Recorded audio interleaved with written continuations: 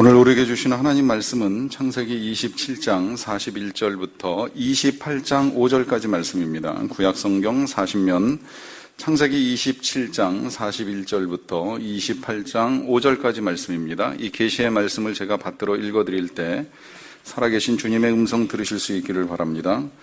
그의 아버지가 야곱에게 축복한 그 축복으로 말미암아 에서가 야곱을 미워하여 심중에 이르기를 아버지를 곡할 때가 가까웠은즉 내가 내 아우 야곱을 죽이리라 하였더니 맏아들 에서의 이 말이 리브가에게 들리매 이에 사람을 보내어 작은 아들 야곱을 불러 그에게 이르되 네 형 에서가 너를 죽여 그 한을 풀려 하니 내 아들아 내 말을 따라 일어나 하란으로 가서 내 오라버니 라반에게 피신하여 네 형의 노가 풀리기까지 몇 날 동안 그와 함께 거주하라. 내 형의 분노가 풀려 네가 자식에게 행한 것을 잊어버리거든 내가 곧 사람을 보내어 너를 거기서 불러오리라. 어찌 하루에 너희 둘을 잃으랴. 리브가가 이삭에게 이르되 내가 햇사람의 딸들로 말미암아 내 삶이 싫어졌거늘 야곱이 만일 이 땅의 딸들 곧 그들과 같은 햇사람의 딸들 중에서 아내를 맞이하면 내 삶이 내게 무슨 재미가 있으리이까. 이삭이 야곱을 불러 그에게 축복하고 또 당부하여 이르되 너는 가나안 사람의 딸들 중에서 아내를 맞이하지 말고 일어나 밧단 아람으로 가서 네 외조부 부두엘의 집에 이르러 거기서 네 외삼촌 라반의 딸 중에서 아내를 맞이하라. 전능하신 하나님이 내게 복을 주시어 네가 생육하고 번성하게 하여 네가 여러 족속을 이루게 하시고 아브라함에게 허락하신 복을 내게 주시되 너와 함께 내 자손에게도 주사 하나님이 아브라함에게 주신 땅 곧 내가 거류하는 땅을 네가 차지하게 하시기를 원하노라. 이에 이삭이 야곱을 보내매 그가 밧단 아람으로 가서 라반에게 이르렀으니 라반은 아람 사람 부두엘의 아들이요 야곱과 에서의 어머니 리브가의 오라비더라. 아멘. 제가 부천에서 부목사로 사역을 할 때 담임 목사님을 모시고 한 집사님 댁 개업 예배를 드리러 한 일이 있었습니다. 예배를 드리는데 담임 목사님이 말씀을 전하시고 기도를 해주실 때 이 예배가 마지막 개업 예배가 되기를 축복하는 기도를 이제 하셨습니다. 그 예배가 끝나고 이제 말씀을 나누는 중에 이 집사님이 감사 뜻을 표하시면서 정말 이 예배가 그랬으면 좋겠다 이제 하는 고백하시는 걸 들었습니다. 이유인즉슨 그 예배가 9번째 개업 예배라 그러시더라고요. 그러니까 이 담임 목사님이 그 집에 일이 있을 때마다 찾아가서 같이 예배를 드리는 일이 있었는데 이제 그게 9번째. 이게 9번째라고 하는 건 그동안에 예배를 드렸던 그 모든 이제 개업한 일들이 이제 그만큼 힘들고 어려웠다는 이제 의미가 되는 거예요. 그러니까 정말 이 예배를 마지막으로 해서 이제 더 이상 어려움은 없었으면 좋겠다. 이제 이런 말씀 하시는 걸로 이제 이해가 됩니다. 개업 예배를 드리는 목적이 뭐 꼭 축복만은 아니죠. 그냥 일단 그 상황, 그와 같이 일을 새로 시작할 수 있는 모든 여건을 주신 하나님께 감사를 드리는 일이 이제 우선되는 것이고요. 그 다음에 이제 기도를 드리면 이제 그 기왕이면 하는 일이 하나님의 은혜 가운데 뭔가 좀 형통하고 잘 됐으면 좋겠다. 뭐 요즘 세속적 표현으로 하면 좀 대박 났으면 좋겠다. 이제 이런 생각 가지고 예배를 드리는 건데 이제 그런 일이 생각처럼 되지 않다 보니까 때로 일을 접어야 되고 또 다시 시작해야 되고 하는 이제 이런 어려움이 여러 차례 반복됐던 것 같습니다. 여러분 그렇다면 이제 그 일에 있어서 뭐 여러 가지 의문이 생기는데 뭐 그 가운데 이런 의문도 있을 수 있을 것 같아요. 그럼 왜 예배를 드리고 왜 축복을 하고 왜 기도를 하고 또 그렇게 기도하고 축복한 건 무슨 의미가 있었던 것인가 하는 이제 이런 질문이 남아 있을 수 있습니다. 언젠가 그 하나님이 계시지 않는 것 같다고 생각하는 청년하고 이 대화를 나누는 일이 있었는데요. 이 청년이 그렇게 생각하는 이유는 교회 생활을 소홀히 했기 때문이 아니에요. 누구보다 열심히 했습니다. 주일마다 나와 예배드리고 또 주어진 역할에 따라서 열심히 섬겼던 청년이에요. 그리고 인생도 나름 열심히 살았어요. 제가 봤을 때는 교회 생활만 매달려 있었던 것이 아니라 주중에는 엿새 동안 힘써 정말 주야로 공부하면서 자기가 원하는 꿈을 이루기 위해서 굉장히 많은 노력을 기울였던 청년으로 알고 있습니다. 그런데 첫 시험에 실패하고 또 두 번째 실패하고 하는 일들이 이제 몇 차례 반복되다 보니까 하나님 안 계신 것 같다. 난 이렇게 열심히 하나님을 믿으려고 애를 썼고 또 나름 세상에서 남들 하는 딴짓 안 하고 인생을 위하여 열심을 다해서 준비를 했는데 내 인생이 풀리지 않고 열리지 않는 걸 보니까 하나님 아니 계신 것 같다. 이제 이렇게 생각을 하는 청년이었습니다. 사랑하는 성도 여러분, 여러분들은 어떻습니까? 혹시 여러분들의 삶에 여러분들의 일들이 여러분들의 생각대로 풀리지 않아서 좀 답답하다, 힘들다 하는 그런 생각 하시는 일이 없으신지요? 우리가 가장 많이 소원하는 일 가운데 하나가 우리 자녀 기왕이면 참 좋은 대학 갔으면 싶은데 좋은 대학은커녕 재수해도 안 되고 삼수까지 해야 되고 하는 이런 일들에 직면하는 일. 좀 큰 자녀는 어렵사리 대학 공부 마쳤으니 취업 잘 됐으면 좋겠는데 요새 같은 때 이 취업이라고 하는 게 왜 그렇게도 어려운지 좀 좋은 직장에 번듯하게 들어갔으면 싶은데 여전히 열리지 않는 이 취업의 문에 난관에 부딪히는 일이 있고요. 또 직장은 들어갔지만 또 좋은 짝을 만나서 가정도 이루어야 하겠는데 한 해 한 해 기도하지만 나이만 먹어갈 뿐 짝이 만들어지지 않는 것을 보는 부모의 안타까움도 있습니다.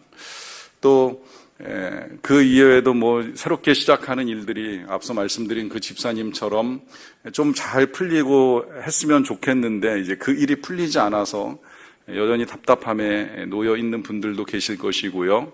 때로는 우리의 자녀들이 어린 자녀가 학교에서 모든 면에서 좀 잘 했으면 싶은데 학업이 감당이 안 되는 자녀도 있고 또 학업은 감당이 되지만 관계에 불편함을 겪는 자녀도 있고 또 관계는 좋지만 그 모든 삶의 태도가 부모님들의 마음에 흡족하지 아니하여서 좀 힘들다라고 이제 여겨지는 일에 부딪히는 일도 있으실 것이라고 생각을 합니다. 그러면 우린 누구나 다 질문을 합니다. 왜 이런 일이 일어나는가? 그리고 이런 일이 일어나지 않기를 기대하며 우리가 우리의 자녀들을 축복하고 자녀들을 위해서나 나의 삶을 위해서 기도하고 하나님께 간구하고 매달렸던 것들은 어떤 의미가 있느냐라고 하는 질문을 하는 일이 있습니다.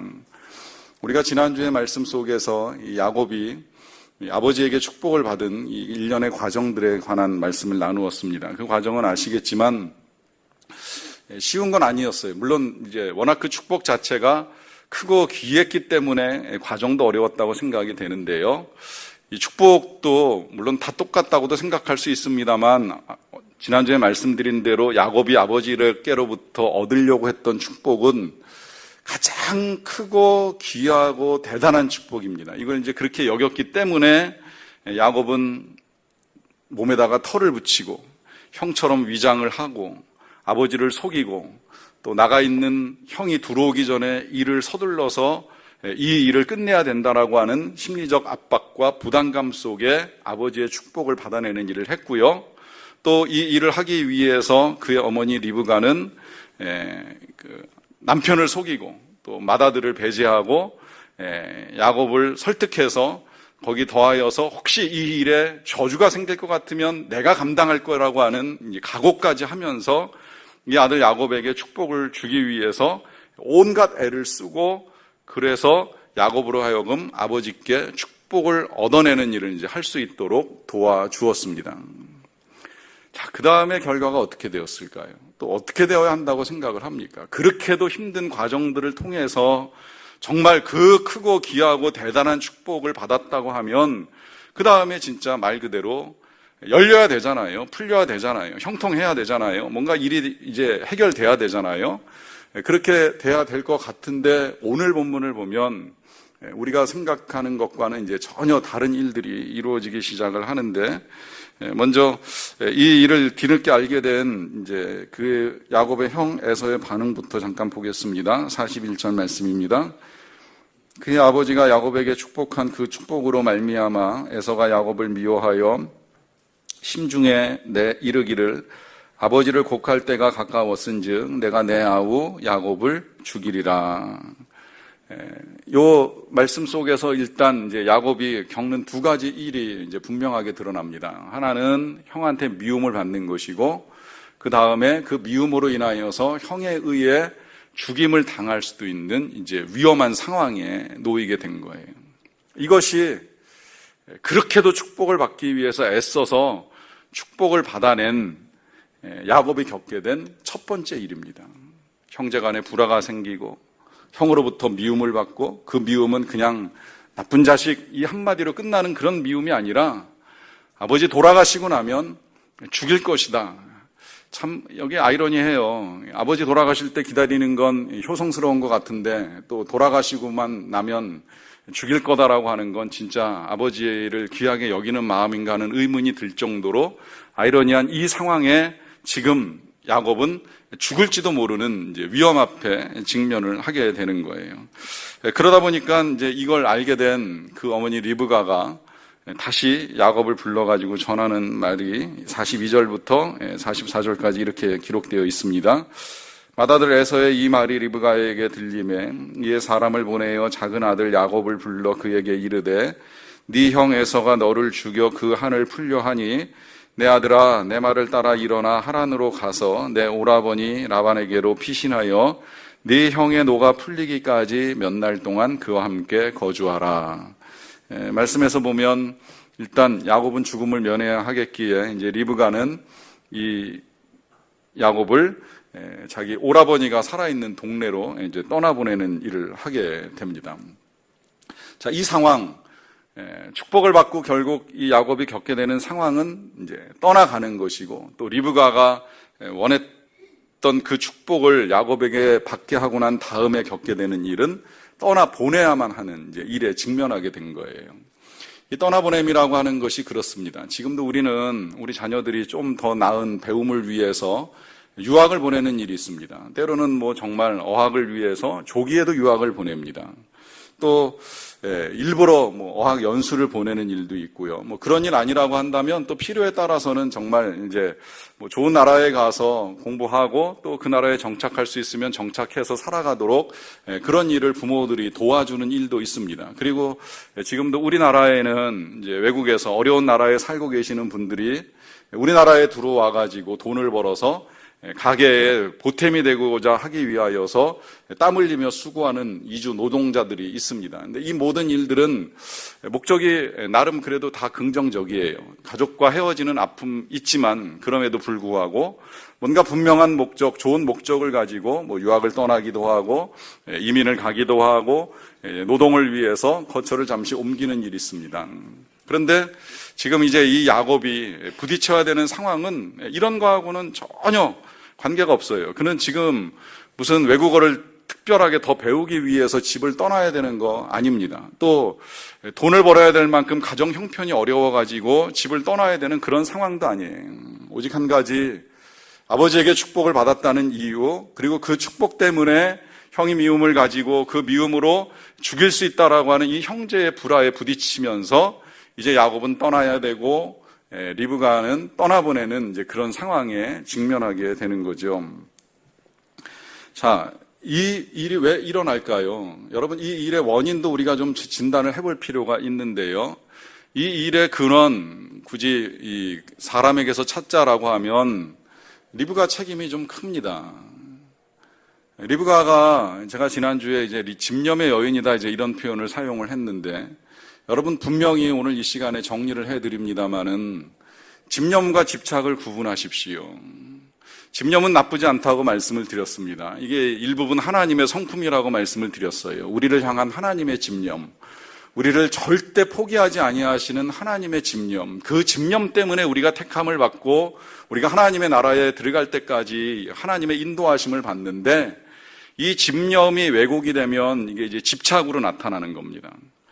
리브가가 야곱을 사랑하는 그 집념은 좋았는데 문제는 그 집념이 변질됐어요. 이것이 이제 지나친 집념이 되는 것이고 이 지나친 집념을 집착이라 그럽니다. 그럼 이 지나친 집착은 어떻게 알 수 있느냐 하면 그 집착은 수단과 방법을 가리지 않습니다. 그야말로 지난주에 리브가가 보여줬던 그 태도대로 아버지를 속이게 되든 형의 마음에 아픔을 주던 넌 무조건 축복을 받아야 된다. 수단 방법을 가리지 않고 이 일을 진행한 결과 리브가는 자식을 떠나보내고 그 자식은 또 축복을 받고 나서 떠날 수밖에 없는 이런 불편한 운명에 처하게 된다는 거예요. 근데 이런 일이 성경에서만 있는 일이 아니라 오늘 우리가 살아가는 세상에서도 얼마든지 일어납니다. 자녀를 향한 부모님들의 지나친 지금 집착이 집념이 아니라 집착이 우리의 자녀들을 얼마나 힘들게 하는지 몰라요. 말은 그렇게 합니다. 우리 자녀를 위한 것이다. 내 자녀를 위해서 이것이 필요하다. 정말 그 일이 그 아이에게 꼭 필요한 일일까요? 그 아이에게 정말 꼭 필요한 일이 무엇인지 알고 계시는 것일까요? 그 일 때문에 아이가 얼마나 힘들어하는지를 알고 계시는 것일까요? 내가 내 욕심을 채우기 위해서, 내 꿈을 이루기 위해서, 내가 원하는 목표를 이루기 위해서 내 아이에게 힘든 일을 시키고 있을 수도 있다는 생각을 한 번쯤은 다시 해보셔야 된다는 거예요. 우리가 선한 의도로 한다고 하지만 왜 아이들이 힘들어할까요? 때로 이것이 아이들과 충돌을 불러일으키고 갈등을 불러일으킨다라고 하면 수단과 방법이 잘못된 거죠. 정말 부모가 정당하게 아이를 이해시키고 설득시켜서 아이가 그것을 수용하고 하고자 하는 마음이 있다면야 모르겠지만 하지 않으려고 하는 그 일을 억지로 강요하고 끌고 가려고 하다가 빚어내는 결과들 심심치 않게 듣잖아요. 못 견뎌서 집을 나가는 아이들, 공부 잘하는 것 같던데 어느 날 목숨을 끊어버리는 아이들, 심지어 부모를 향하여 칼을 드는 아이들, 그런 사건들을 직면할 때 그런 생각을 한 번쯤 해봐요. 부모가 그럴 줄 알았을까? 어제 멀쩡하게 공부 잘하고 있던 우리 아이가 오늘 스스로 목숨을 끊을 것이라고, 오늘 부모를 향하여 칼을 들 것이라고 생각했던 부모가 과연 있었을까? 아니라고 생각했을 거예요. 설마 우리 아이가. 그러나 아이들은 말하지 아니하지만 부모로부터 부당한 대우를 당하거나 부모의 집착을 견디지 못할 때에는 때때로 그런 선택을 할 수 있다고도 생각을 해보면 우리가 우리의 자녀들을 향한 우리의 마음이 정말 사랑인지 욕심인지, 이게 집념인지 집착인지 구분할 수 있는 지혜가 필요합니다. 여기서 우리가 지난주에 가졌던 또 하나의 의문도 풀리는 거예요. 우리가 지난주에 보면 이 리브가가 그렇게까지 하면서 그 아버지의 축복을 받아가지고 야곱에게 전해주려고 하는 이 일련의 과정들이 부당하게 느껴졌잖아요. 잘못된 것이다. 어떻게 그런 방법까지 취할 수 있느냐 생각하지만 결국은 그 일에 대한 보응을 겪게 되는 거예요. 본인이 감당해야 될 고통이 주어진 거예요. 리브가가 그 자녀에게 그런 축복을 전해주기 위해서 애쓰는 과정 중에 이런 생각은 못했을 거 아닙니까? 이 일이 진행되고 나면 에서가 야곱을 미워할 거야. 에서가 야곱을 죽일 거야. 그걸 피하기 위해서 내가 야곱을 떠나보내야 될 거야. 하나도 생각을 못했어요. 하나 생각을 못하고 오직 아버지의 축복을 받아내야 된다라고 하는 이 한 가지 생각만 하고 수단과 방법을 가리지 않고 부도덕한 선택들을 한 결과, 그 결과 결국은 자식은 떠나야 되고 부모는 떠나보내는 이 아픈 자리에 서게 될 수밖에 없었다는 겁니다.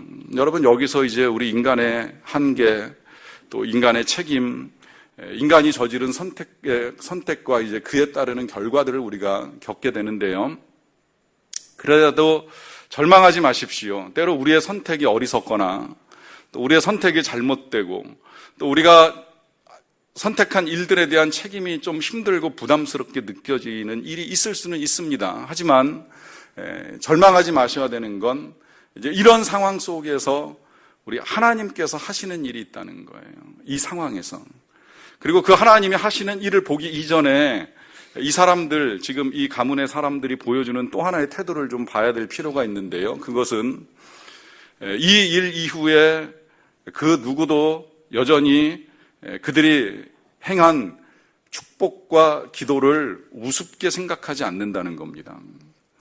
그래서 이제 이 형의 노여움을 피하기 위해서 이 야곱을 떠나보내는 일이 있게 되는데, 그 떠나보낼 때 보면 다시 이 야곱에게 이제 당부하는 일이 있고 축복을 하는 일을 또 해요.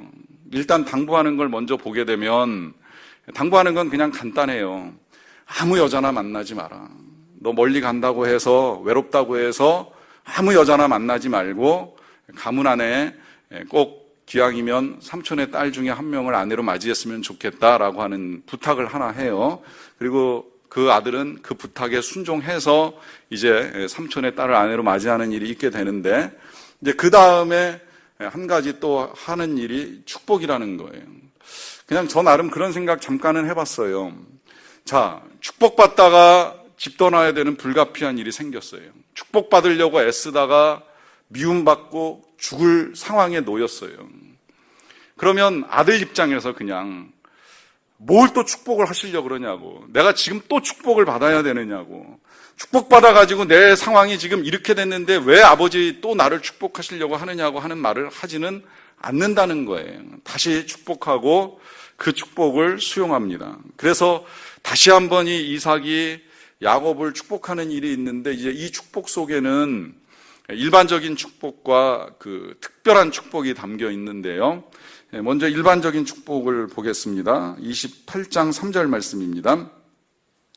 전능하신 하나님이 내게 복을 주시어 네가 생육하고 번성하게 하여 네가 여러 족속을 이루게 하셨으면 좋겠다. 이게 일반적인 거예요. 이건 뭐 일반적인 거 뭐 아시겠죠? 그냥 이제 잘 살았으면 좋겠다, 건강했으면 좋겠다, 후손이 많았으면 좋겠다, 또 복을 주셨으면 좋겠다, 뭐 우리가 흔히 할 수 있는 일반적인 축복입니다. 그 다음에 이제 특별한 축복이라고 하는 건 이제 4절에 이어집니다. 아브라함에게 허락하신 복을 내게 주시되 너와 함께 내 자손에게도 주사 하나님이 아브라함에게 주신 땅 곧 네가 거류하는 땅을 네가 차지하게 하시기를 원하노라 그래요. 자, 여기 이 축복을 특별하다라고 말씀드리는 이유는 바로 그렇습니다. 여기 아브라함의 복을 너에게 주시기를 바란다라고 하는 거예요. 근데 그 아브라함의 복이 무엇인지 아시겠습니다마는 바로 하나님께서 후손을 주시겠다라고 하는 복과 그 다음에 이 가나안 땅을 주시겠다라고 하는 그 복, 그것이 그대로 이루어지기를 바라는, 이 땅을 하나님이 너에게 주시기를 이제 바라는 그런 축복을 해주는 거예요. 이 말은 지금 야곱은 떠나가지만 다시 돌아왔으면 좋겠다는 축복이 되는 것이고, 돌아왔을 때에 다시 이 땅을 차지했으면 좋겠다라고 생각하는 축복입니다. 그런데 현실적으로 생각을 해보면 굉장히 힘든, 이루어지기 힘든 이제 그런 축복을 지금 해주고 있는 거예요. 왜냐하면 일단 아브라함이 가나안 땅으로 이주해 와서 살기는 삽니다마는, 그러나 아직 이 가나안 땅에 충분히 자리를 잡은 게 아니에요. 그걸 누구보다도 제일 뼈아프게 경험한 사람이 지금 이 축복을 하고 있는 이삭입니다. 이 가나안 땅에 정착해 살려고 애를 썼는데 이 이삭이 계속해서 이주해야 되는 일, 우리 지난주에 잠깐 말씀드렸지만 우물 팔 때마다 블레셋 사람들이 와가지고 달라고 빼앗으니까 그거 주고 또 이주하고 또 파고서 또 빼앗으니까 또 이주하고 하는 일 여러 차례 있었잖아요. 그러니까 이 가나안 땅 하나님께로부터 약속은 받았지만 편안하게 정착하는 그런 쉬운 땅은 아니라는 거예요. 거기다가 지금 이 야곱은 더 어려워진 것이, 지금 형의 눈을 피해서 멀리 도망은 가는데 돌아오면 그 형이 자리 잡고 있는 그 근처에서 또 삶을 시작하는 거 굉장히 어렵습니다. 나중에 우리 다 보시겠지만 돌아올 때 그것 때문에 야곱이 얼마나 불안해요. 형 다시 만나는 거 얼마나 두려워합니까? 이 일을 해야 되는 그 땅을 하나님이 내게 주시기를 원하신다라고 하면서 이삭은 또다시 야곱을 축복하는 거예요. 이 축복 어떻게 가능할까요? 이삭이 현실을 모르는 사람일까요? 이상에만 빠져있기 때문에 언젠가 하나님이 막연하게 주실 거야 라고 하면서 그냥 입에 발린 소리로 그런 축복을 하고 있는 것일까요? 아니에요. 절대 그렇지 않습니다. 이삭은 지금 이 상황이 너무 힘들고 어렵지만 그럼에도 불구하고 여전히 하나님을 신뢰하고 있다는 거예요. 자기 자신이 몇 차례의 지역을 옮겨가면서 자리를 잡는 일이 있었지만 그럼에도 불구하고 도와주신 하나님을 믿는 믿음, 그래서 마지막에 그가 차지했던 그 우물을 르호봇, 지역이 넓은 땅을 하나님이 내게 주셨다라고 하는 감사의 고백을 통해서 하나님이 살아계신 것을 인정했듯이, 하나님이 살아계시다라고 하면 너는 지금 길을 떠나지만 언젠가는 다시 이 땅으로 돌아와 이 땅을 차지하게 될 것이라고 하는 믿음을 가지고 선포해주는 귀한 축복입니다. 여러분, 이 하나님에 대한 신뢰를 가지고 계십니까? 이 하나님의 약속을 믿는 믿음을 가지고 계십니까? 인간의 힘으로는 불가능해 보이지만 도대체 어떻게 그런 일이 일어날 수 있을까라고 하는 의심이 여전히 드는 일들을 우리가 부딪히고 직면하지만, 그럼에도 불구하고 하나님이 하시고자 하면 그 하나님의 능력과 은혜로 말미암아 우리가 할 수 없는 일을 이루고 차지할 수 없는 땅을 차지하게 하시는 그 하나님의 전능하심을 믿으시냐 하는 질문을 드리는 것입니다. 여러분, 우리가 하나님의 능력 신뢰할 수 있는 건 이 시대에도 얼마든지 일어나요. 제가 몇 주 전에도 우리 교역자들하고 화요일 날 전도하는 거 조금 같이 준비하다가 그런 이야기 나눴어요. 전도하는데 굉장히 뜨거운데 이렇게 전도하는 분들 힘들 것 같아서 선풍기 꺼내가지고 줄 연결해가지고 뭐 요 앞에서라도 선풍기 바람 쐬시면서 전도하시면 조금 시원하시지 않을까, 이제 이런 생각하면서 선풍기 준비하는 중에 선풍기 하나 틀어놔 보니까 이 땡볕에 그 뭐 얼마나 시원하겠어요. 진짜 선풍기 한 대 놓고 아무 소용 없는 거죠. 그런데 어느 순간 갑자기 바람 한 번 불어오니까 선풍기 100대 1000대 필요 없는 거예요. 하나님 부시는 바람 한 번. 이게 제가 또 한 번 확인을 한 겁니다.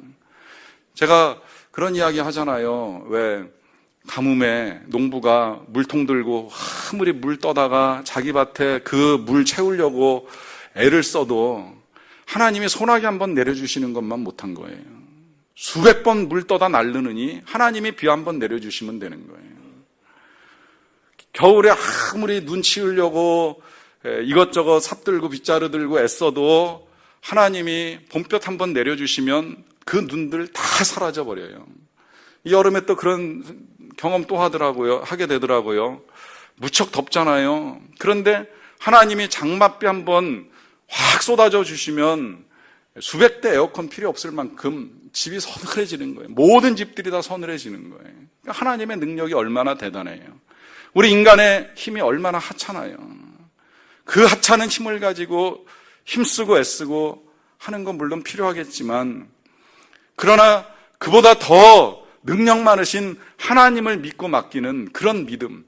내 자녀가 지금 길을 떠나야 되는 아픔은 있지만, 그러나 내 힘으로 할 수 없는 이 일을 하나님이 도와주시면 이 아들이 돌아와서 하나님의 은혜 가운데 이 땅을 차지할 수 있게 될 것이다라고 하는 그 하나님의 능력을 믿는 믿음이 우리에게 필요하다는 것입니다.